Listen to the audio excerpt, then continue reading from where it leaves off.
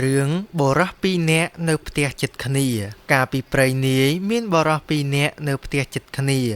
ថ្ងៃមួយអ្នកទាំងពីរបានបបួលគ្នាទៅដាក់អន្ទាក់សត្វបបួលគ្នាហើយដល់ថ្ងៃរសៀលកូនភ្នំក៏នាំគ្នាដើរចេញទៅលុះដល់ព្រៃដែលជាកន្លែងដាក់អន្ទាក់ម្នាក់ក្នុងចំណោមពួកគេក៏និយាយថាខ្ញុំនឹងដាក់អន្ទាក់នៅគល់ឈើនេះត្បិតដើមឈើនេះមានផ្លែយប់សត្វចំណាំតែមកស៊ីផ្លែឈើនេះម្នាក់ទៀតក៏និយាយថាខ្ញុំក៏ចង់ដាក់នៅកន្លែងនឹងដែរ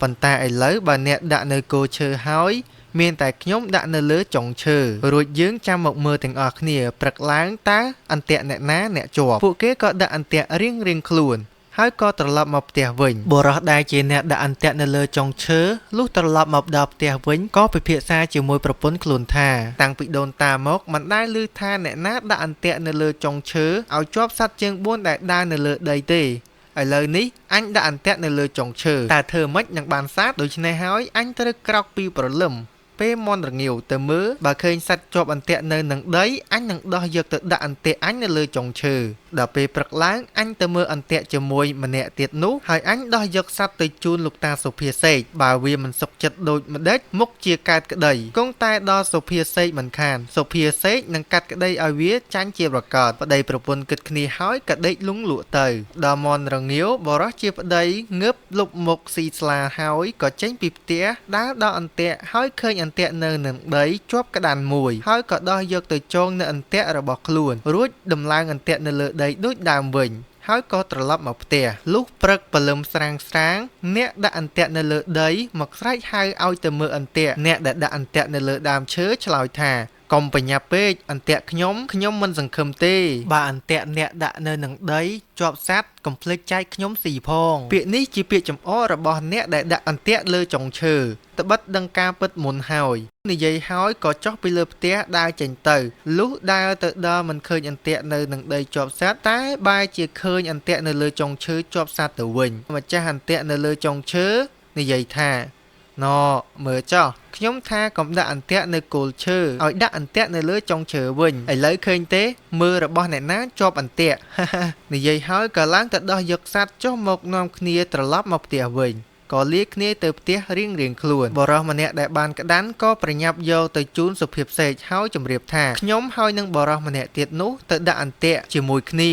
ខ្ញុំដាក់អន្ទាក់លើចុងឈើម្នាក់ទៀតដាក់អន្ទាក់នឹងគល់ឈើឲ្យតែក្តីខ្ញុំឈ្នះវាចោះខ្ញុំនឹងដឹងគុណលោកទៅថ្ងៃមុខសុភាពសេកបានសัตว์ក្តាន់ហើយឆ្លើយថាឯងទៅរកស្លាមលូមកឲ្យឆាប់ឲ្យទាន់ព្រឹកនេះបើវាមកប្តឹងអញនឹងបង្គាប់វាអញ្ចឹងដែរលុះព្រឹកឡើងឯងប្រកាសជាមកដល់មុនហើយឯងនឹងឈ្នះបរិសម្នាក់នោះដោយងាយឯងប្រញាប់ទៅចោះឯអ្នកដែលដាក់អន្ទាក់នៅគល់ឈើលុះវិលត្រឡប់មកផ្ទះវិញដកដង្ហើមតូចធំហើយមិនសុខចិត្តក៏យកសេចក្តីនេះទៅប្តឹងសុភាពសេកក៏បង្គាប់សេចក្តីដោយបង្គាប់បរិសមុនលុះព្រឹកឡើងអ្នកដែលដាក់អន្ទាក់នៅលើចុងឈើក៏យកអីវ៉ាន់ទៅដល់មុនឯអ្នកដែលដាក់អន្ទាក់នៅដី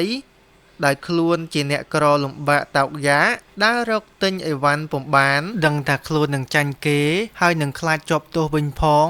ក៏រត់ពីភូមិមួយទៅភូមិមួយក៏បានជួបសុភាពទន្សាយបាននិយាយថាមានដំណើរអីបានជារត់ដូច្នេះឈប់សិនបរិសនោះបានឆ្លើយថាលោកអើយអាណិតខ្ញុំដោះទុកខ្ញុំផងត្បិតខ្ញុំនិងបរិសម្នាក់ទៀតដាក់អន្ទាក់ដូចគ្នា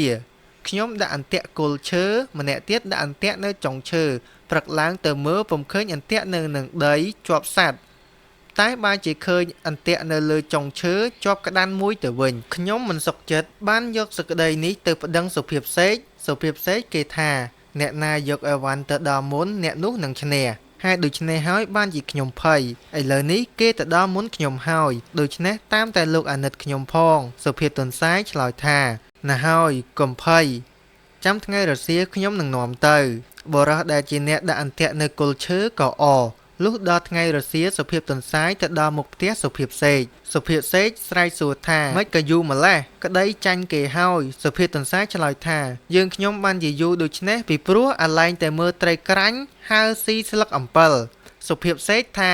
ពីដូនតាមកគ្មានអ្នកណាដែលឃើញដែលឮថាត្រីក្រាញ់ ឡើងស៊ីស្លឹកអំពិលទេសុភាទន្សាយក៏និយាយតបវិញថាពីជីដូនជីតាម៉ែឪបង្កើតមកនរណាដែលឃើញដែលឮអន្ទាក់ដាក់នៅនឹងដីមិនជាប់សាតទៅជាប់អន្ទាក់នៅលើចុងឈើវិញដែលឮទេអស់លោកអ្នកស្រុកនោះសុភាពសេកស្ងៀមពុំហ៊ានមាត់ស្ដីតបទៀតទេសុភាពទន្សាយក៏កាត់សេចក្តីឲ្យបរិសដែលដាក់អន្ទាក់នៅនឹងដីឈ្នះឯសុភាពសេកដែលអង្គុយធ្វើជាសុភានោះក៏ខ្មាស់ដោយសារខ្លួនជាអ្នកល្មប់ចំនួនសត្វក្តាន់ក៏ស្ងៀមបែរមុខទប់ទៅនឹងជញ្ជាំងដូចឆ្មាលើបកណ្ដុរបាទសូមអរគុណអ្នកទាំងអស់គ្នាដែលបានស្ដាប់ដល់ចប់បើមានចំណុចណាខ្វះខាតលើលូអីសូមអ្នកទាំងអស់គ្នាអធិស្ឋានខ្ញុំផងបើចូលចិត្តកុំភ្លេចជួយចុច like និង subscribe ឲ្យខ្ញុំម្នាក់មួយផង